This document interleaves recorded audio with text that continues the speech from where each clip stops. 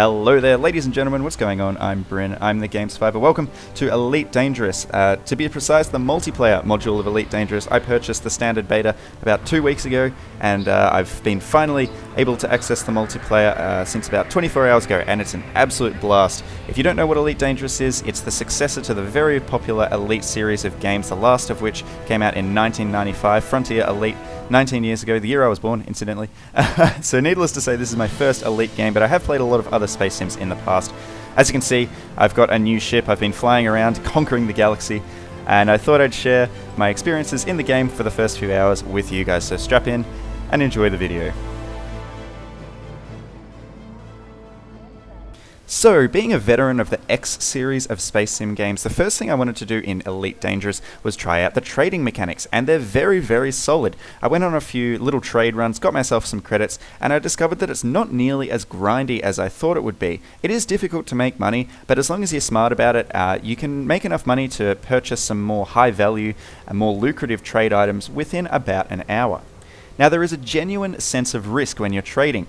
Your ship could be interdicted by pirates, you could crash into the space station you're trying to dock at, and that means all the cargo you're carrying is gone. You could have spent all your credits on some really valuable cargo on a trade run that you know is going to make you thousands of credits profit, but then you could be destroyed and you've lost all of that money and you have to start right from scratch again. So there's a genuine sense of risk even if you're trading as opposed to flying around dogfighting and freelancing.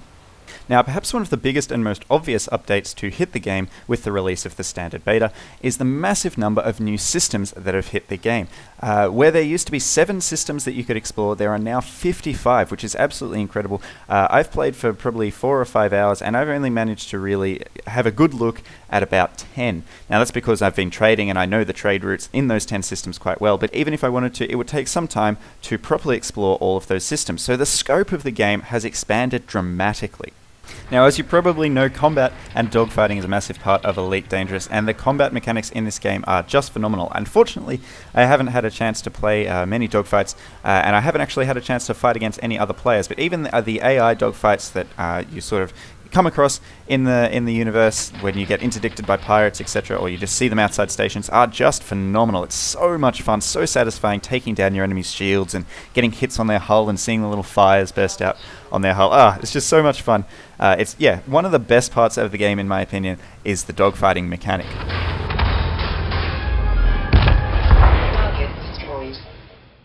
So I guess one of the biggest questions that you guys who haven't played the beta yet are probably asking is, how stable is it? Well, obviously beta is beta and there's some bug problems, and when I booted it up yesterday for the first time, I was getting crashes in Super Cruise and crashes in hyperspace, and there was one point where the station I was in disappeared, but it still actually existed because I tried to leave the area and crashed into the wall of the invisible station. Anyway, hilarious bugs like that, but there was a patch that was released this morning that has fixed up a lot of those problems. There's lots shorter load times when coming out of Super Cruise and hyperspace, and I haven't had any disappearing stations again, so that's good. But you know, as I said, beta is beta. There's bound to be bugs. That's not really a problem. I don't really mind. I can put up with bugs, and it's really our job to report them to the devs so they can sort them out as quickly as possible.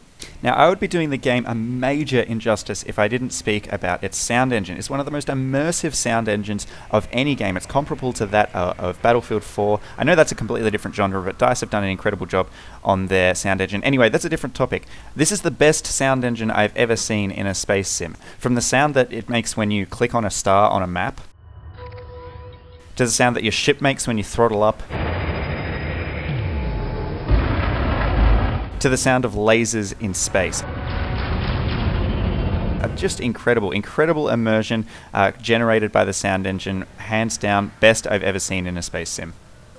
Now, the last thing I'm going to touch on before I wrap up this video is, was it worth the hype? There was an awful lot of hype on Reddit and on the Elite Dangerous forums about how awesome this new update was going to be, about how awesome the new standard beta was going to be. Did it live up to those expectations?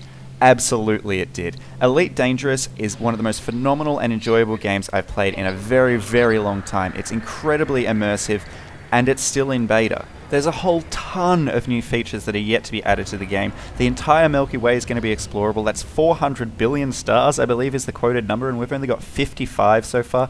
I mean, what the hell are they thinking? Down the line, we're going to have planets that are explorable. You'll be able to fly through the atmosphere, land on planets, explore them. You'll be able to walk around in stations. There's going to be a lot more ships added to the game.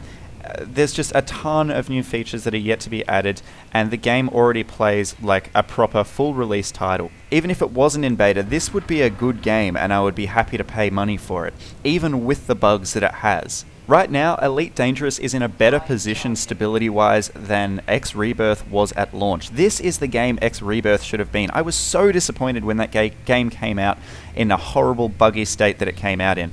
This is the game that X Rebirth should have been. Anyway, I hope you enjoyed this video. I hope you enjoyed my little wrap-up of my first 6 or so hours playing Elite Dangerous, and boy, they were some fun 6 hours. I thoroughly enjoy this game. I strongly recommend checking it out if you haven't already. I'll leave a link in the description to the developer's website down below if you want to pick up the game or just find a little bit more information about it. Thanks for watching, guys. Hope you enjoyed. If you did, don't forget to leave a like down below, and as always, if you want to keep up to date with all my videos, don't forget to subscribe as well. But thanks for watching, guys. Have a good one, and I'll see you later.